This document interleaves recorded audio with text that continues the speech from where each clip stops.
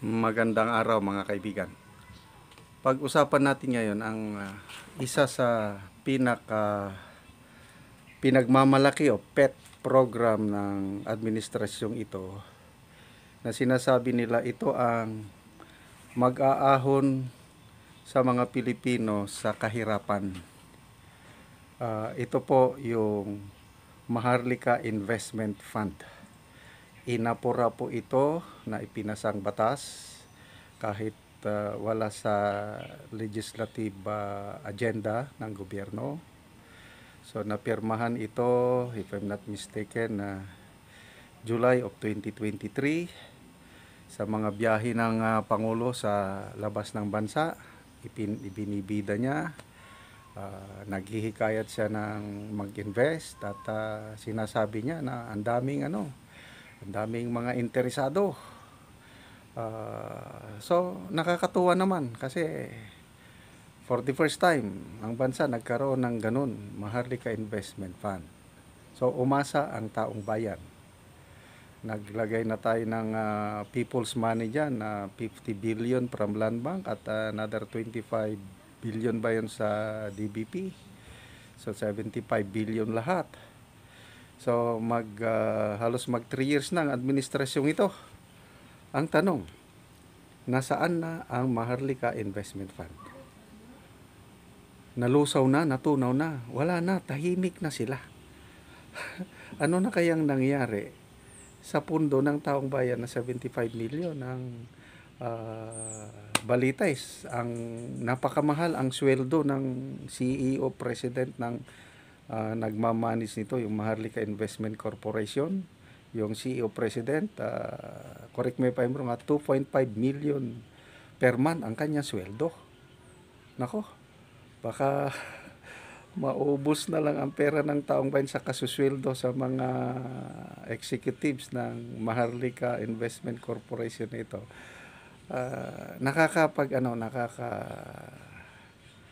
Lula, nakakapagtaka. Bakit ang tahimik? Wala na tayong balita. Pera natin yan.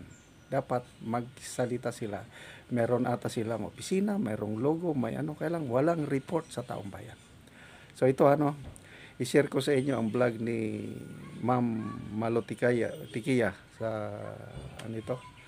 sa Publicos Asia. Napakagandang paliwanag niya. So salamat po Ma'am Malotikia. Magaling siyang mag-research.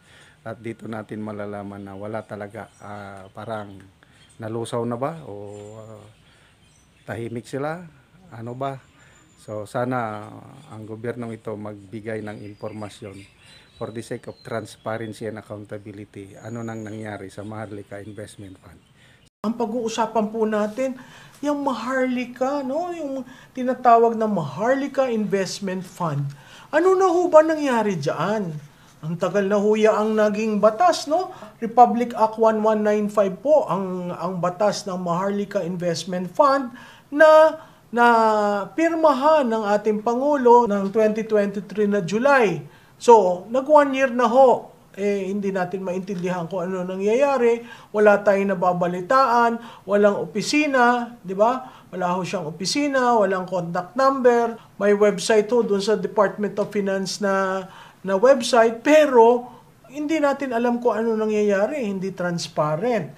Bakit po? Napakahalaga po na kung titingnan natin, naglagay na po ng 50 billion ng Land Bank LBP na pondo para dyan sa Maharlika Investment Fund. Nagpangalan na rin ho ng President and CEO. Nag-appoint na rin ho ng 9 members, pero ang na-appoint na ho ay 4 pa lang po na member ng Board of Directors. Kaya hindi ho natin maintindihan ano ba talaga ang nangyayari. Nagkaroon ng inaugural meeting noong January 2024.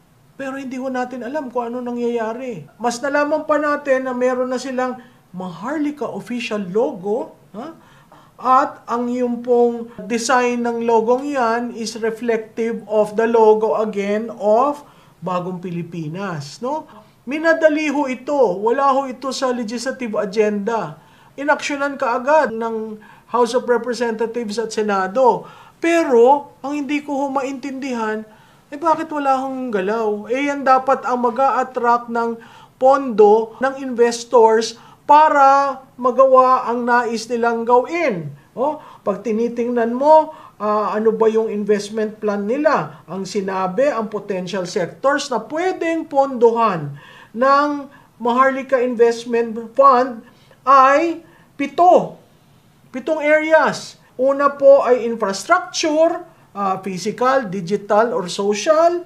Sunod, energy, oil, gas, and power. Sunod, agroforestry, industrial urbanization, mineral processing, tourism, pang-5, pang-6, transportation, pang-7, naku, nananaginip pala tayo, aerospace and aviation.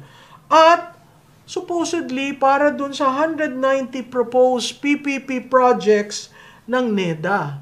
Abay, 1 taon na nga ho, no? Mahigit na 1 taon na in existence si Maharlika Investment Fund. Wala naman hong sinasubmit na quarterly report.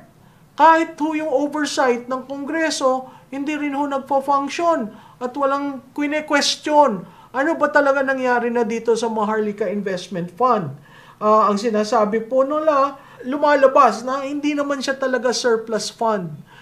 Yung merong savings ang gobyerno, surplus, ginamit para dyan. Hindi po. Anong ginawa sa land bank, abay tiningnan lang nila yung earnings ng 2022, ibinaba ang remittance, kasi GOCC ho ang land bank, ibinaba ang remittance to 0, na free up yung pondo, yun ho ang linagay sa Maharlika Investment Fund. Biro mo, ano ho ba ang mandate ng land bank?